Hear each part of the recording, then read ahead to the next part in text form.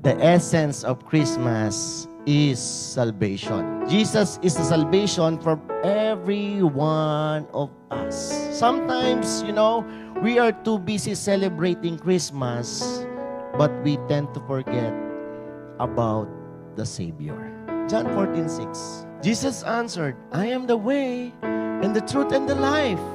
No one comes to the Father except through me. So meaning, Jesus is the only way for our salvation.